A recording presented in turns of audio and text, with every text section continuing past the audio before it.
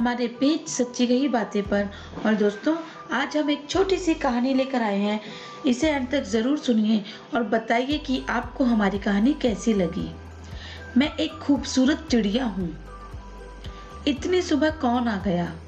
मैंने झुझलाते हुए दरवाजा खोला। पड़ोस में रहने वाली सीमा अपनी 6 साल की बेटी के साथ आई थी। आओ अंदर आओ, मैं मुस्कुरा दी। दरअसल आपसे एक काम था। मैं मायके जा रही हूँ 3 दिनों के लिए। मेरे हस्बैंड आते हैं 8 बजे और खाना बनाने वाली आएगी 6 बजे। आप प्लीज उसको चाबी दे दीजिएगा। वो खाना बनाकर चाबी आपको वापस दे जाएगी। एक सांस में इतना कुछ बोलकर उसने चाबी का गुच्छा मुझे थमा दिया। उसकी बेटी आंखें फाड़ फाड़ कर पिंजरे की ओर देख रही थी। मम्मा देखो तो आंटी के यहाँ कितनी प्यारी बर्ड्स हैं, कितनी सारी हैं। सीमा ने लपक कर देखा। हाँ, इनकी आवाज तो मैं आती है मेरी बालकनी में। वाकई बहुत सुंदर हैं। अच्छा भाभी जी, मैं चलती हूँ, बहुत पैकिंग करनी है। थैंक यू सो मच इस चाबी वाली मदद के लिए। आप तो समझती ही हैं ना कि मायके जाने का उत्साह धरा रह जाता है अगर पति के खाने का जुगाड़ ना हो पाए। आप कैसे मैनेज करती हैं जब आप मायके जाती हैं? उसने तो ऐसे ही पूछ लिया, लेकिन मैं घायल हो गई। मैंने नकली मुस्कान लाते हुए कहा, मेरे पति संदीप तो मेरे साथ ही जाते हैं हमेशा। आज तक कभी अकेले नहीं गई।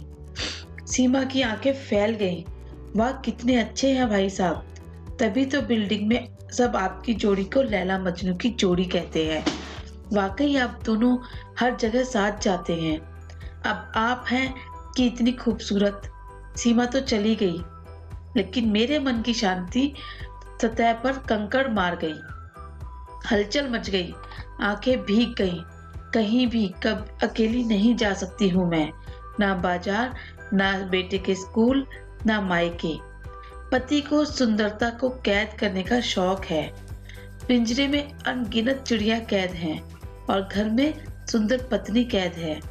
सारी बहनें इकट्ठा होती हैं मायके में 10-12 दिन के लिए, लेकिन मैं 2 या 3 दिनों में से ज्यादा नहीं, क्योंकि अकेले वहां रहने नहीं देंगे और इससे ज्यादा दिन ससुराल में संदीप रुकेंगे नहीं। आज सब याद आ रहा था। नई नई शादी हुई थी। मैं बाजार में सब्जी खरीद रही थी कि एकदम से इनकी आवाज सुनकर पलटी। ये आग्ने नेत्रों से मुझे घूरते हुए बोले, घर चलो, यहाँ सब्जी वालों के साथ खीखी करने में बहुत अच्छा लग रहा है ना। ना बच्चे के स्कूल अकेले जाने देते हैं, ना सहेली के घर। सोचते सोचते हाथ अचानक मेरी घनी केश राशि पर चला गया। ये सुंदरता ही अपराध है क्या? चिड़िया भी सुंदर ना होती तो कैद करके नहीं रखी जाती। मैं भी एक सुंदर चिड़िया हूँ। 3 दिन बाद सीमा लौट आई और अक्सर हम शाम की चाय पर मिलने लगे, लेकिन हमेशा मेरे घर पर।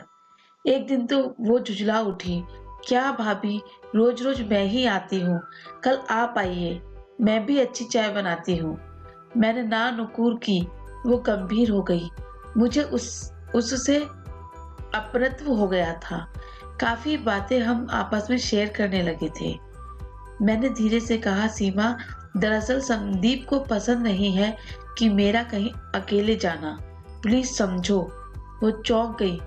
थोड़ा और कुरे देने पर मैंने और खुलती गई। पूरी बात बताते हुए मेरी आंखें भर आईं और उसकी सुनकर उसने पूछा, ये कब तक चलेगा भाभी? आप इतना कुछ सह रही हो, जो भी कर रही हो अपने साथ, लेकिन आपको नहीं लगता कि आप किसी और का भी अहित कर रही हो? मैंने आंखें पोंछते हुए पूछा। मैं ही घुल रही हूँ, और कौन? सीमा ने एक लंबी सांस लेकर कहा, आप उस दिन कह रही थी ना कि बच्चे हमें देखकर सीखते हैं। आपको नहीं लगता कि आप एक और तानाशाह पुरुष बना रही हैं? आपका बेटा क्या सीखता होगा इस माहौल से? वक्त है, विरोध करिए। आजादी के लिए लड़ना गलत नहीं है। सीमा तो चली गई। मैं कुछ घटनाओं को लेकर बुरी तरह उलझी हुई थी। बेटे की कही बातें याद कर रही थी कि मम्मी, लड़कियां घर में रहती हैं, लड़के बाहर जाते हैं। लड़कियों को हर काम लड़कों से पूछकर करना चाहिए। बॉयज लोग को गुस्सा आ जाता है, वो चिल्लाते हैं। किस गर्त में ढकेल रही हूँ मैं अपने बच्चे को? क्यों नहीं विरोध करती हूँ? बेटे के जीवन में आने वाली लड़की क्या मुझे माफ करेगी कभी? मैंने क्यों नहीं सोचा कभी संदीप से कि जब तुम्हारी बहन मायके में अकेली रह सकती है तो मैं क्यों नहीं? क्यों नहीं कहा कि सब्जी वाले की खीखी करने नहीं, सब्जी खरीदने जाती हूँ बाजार। पता नहीं कब किस सम्मोहन की अवस्था में पिंजरे तक पहुंची। सारी चिड़िया उड़ा दी, बस एक बाकी थी अभी भी। घड़ी देखी, इनके आने का वक्त हो रहा था। बेटे को तैयार होने का कहा, पर्स उठाया। बेटा हैरत में मुझे देख रहा था कि मम्मी, पापा को तो आने दो, बस हम दोनों जाएंगे। आपको मार्केट के रास्ते पता है? मैंने मुस्कुराकर कहा बेटे से। रास्ते नहीं मिलते, ढूंढ लेंगे। मम्मी पर भरोसा रखो, मैं जब घर लौटूंगी क्या होगा देखा जाएगा। आखिरी चिड़िया भी उड़ चुकी थी। मैं मुस्कुरा रही थी। हाँ, एक खूबसूरत चिड़िया हूँ, लेकिन उन्मुक्त। तो दोस्तों, उम्मीद है आपको हमारी कहानी पसंद आई होगी।